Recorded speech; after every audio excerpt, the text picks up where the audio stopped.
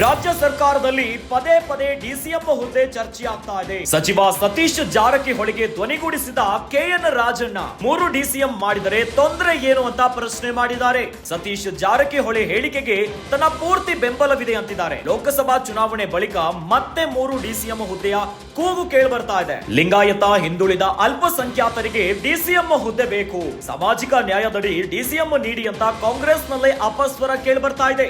ಲೋಕಸಭೆ ಚುನಾವಣೆಯಿಂದಾಗಿ ಮಾತಾಡದಂತೆ ವರಿಷ್ಠರು ಹೇಳಿದ್ರು. ಈಗ ಚುನಾವಣೆ ಮುಗಿದಿದೆ, ನಮ್ಮ ಬೇಡಿಕೆಯಲ್ಲಿ ನ್ಯಾಯವಿದೆ ಅಂತಿದ್ದಾರೆ. ಹುಬ್ಬಳ್ಳಿಯಲ್ಲಿ ಸಚಿವ ಕೆಎನ್ ರಾಜಣ್ಣ ಸ್ಫೋಟಕ ಹೇಳಿಕೆಯನ್ನ ಕೊಟ್ಟಿದ್ದಾರೆ. ಪರಮೇಶ್ವರ್, ಜಾರಕಿಹೊಳಿ, ಜಮೀರ್ ಸೇರಿ ಹಲವರಿಂದ ಡಿಸಿಎಂ ಹುದ್ದೆಗೆ ಬೇಡಿಕೆ ಬರ್ತಾ ಇದೆ.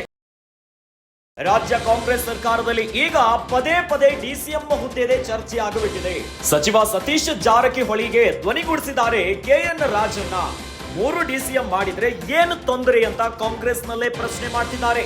ಸತೀಶ್ ಜಾರಕಿಹೊಳಿ ಹೇಳಿಕೆಗೆ ನನ್ನ ಪೂರ್ತಿ ಬೆಂಬಲವಿದೆ ಅಂತ ರಾಜಣ್ಣ ಹೇಳಿದ್ದಾರೆ. ಲೋಕಸಭಾ ಚುನಾವಣೆಯ ಬಳಿಕ 3 ಡಿಸಿಎಂ ಹುದ್ದೆಯ ಕೂಗು ಈಗ ಬಿಗಿಯಾಗ್ತಾ ಇದೆ. ಲಿಂಗಾಯತ, ಹಿಂದುಳಿದ ಮತ್ತು ಅಲ್ಪಸಂಖ್ಯಾತರಿಗೆ ಡಿಸಿಎಂ ಹುದ್ದೆ ಬೇಕು ಎನ್ನುವಂತ ಮಾತು ರಾಜ್ಯ ಕಾಂಗ್ರೆಸ್ ಸರ್ಕಾರದಲ್ಲಿ ಮುನ್ನೆಲೆಗೆ ಬಂದು ಬಿಟ್ಟಿದೆ. ಸಾಮಾಜಿಕ ನ್ಯಾಯದಡಿ ಡಿಸಿಎಂ ನೀಡಿ ಅಂತ ಕಾಂಗ್ರೆಸ್ನಲ್ಲೇ ಅಪಸ್ವರ ಕೇಳಿಬರ್ತಾ ಇದೆ. ಲೋಕಸಭಾ ಚುನಾವಣೆಯಿಂದಾಗಿ ಮಾತನಾಡಬಾರದು ಅಂತ ವರಿಷ್ಠರು ಹೇಳಿದ್ರಂತೆ. ಈಗ ಚುನಾವಣೆ ಮುಗಿದಿದೆ, ನಮ್ಮ ಬೇಡಿಕೆಯಲ್ಲಿ ನ್ಯಾಯ ಇದೆ ಹೀಗಂತ ಹುಬ್ಬಳ್ಳಿಯಲ್ಲಿ ಸಚಿವ ಕೆಎನ್ ರಾಜಣ್ಣ ಸ್ಫೋಟಕ ಹೇಳಿಕೆಯನ್ನ ಕೊಟ್ಟಿದ್ದಾರೆ.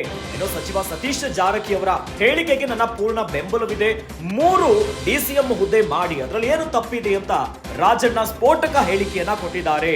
ಒಂದು ಕಡೆ ಪರಮೇಶ್ವರ್, ಜಾರಕಿಹೊಳಿ, ಇನ್ನು ಸಚಿವ ಜಮೀರ್ ಸೇರಿ ಹಲವರಿಂದ ಡಿಸಿಎಂ ಹುದ್ದೆಗೆ ಬೇಡಿಕೆ ಬರ್ತಾ ಇದೆ. ಹಾಗಾದ್ರೆ ಈ ಹಿಂದೆ ಕೂಡ ಚುನಾವಣೆಯ ಹೊತ್ತಲ್ಲಿ ಚುನಾವಣೆಯ ಫಲಿತಾಂಶದ ನಂತರ ರಾಜ್ಯ ಕಾಂಗ್ರೆಸ್ ಸರ್ಕಾರದಲ್ಲಿ ಒಂದಿಷ್ಟು ಬದಲಾವಣೆ ಆಗುತ್ತೆ. ಸಿಎಂ ಹುದ್ದೆಗೆ ಏನೋ ಒಂದು ಕಂಟಕ ಇದೆ ಎನ್ನುವಂತ ಮಾತು ಬಿಜೆಪಿ ಪಡೆಯಿಂದ ಬಾರಿ ಕೇಳಿ ಬರ್ತಾ ಇತ್ತು. ಆದ್ರೆ ಈಗ ಚುನಾವಣೆಯ ಫಲಿತಾಂಶ ಮುಗಿದ ಮೇಲೆ ಕರ್ನಾಟಕದಲ್ಲಿ ಈಗ ಕಾಂಗ್ರೆಸ್ ಪಾಳ್ಯದಲ್ಲಿ ಡಿಸಿಎಂ ಹುದ್ದೆಗೆ ಈಗ ಸಿಕ್ಕಾಪಟ್ಟೆ ಸದ್ದು ಆಗ್ತಾ ಇದೆ. ಡಿಸಿಎಂ ಬೇಕೆನ್ನುವಂತಹ ಹುದ್ದೆಗೋಸ್ಕರ ಅಪಸ್ವರ ಕಾಂಗ್ರೆಸ್ನಲ್ಲೇ ಕೇಳಿ ಬರ್ತಾ ಇದೆ.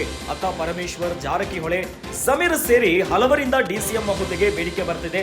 ಇವೆಲ್ಲದರ ನಡುವೆ ಹುಬ್ಬಳ್ಳಿಯಲ್ಲಿ ಸಚಿವ ಕೆಎನ್ ರಾಜಣ್ಣ ಕೂಡ ಸ್ಫೋಟಕ ಹೇಳಿಕೆಯನ್ನ ಕೊಟ್ಟಿದ್ದಾರೆ.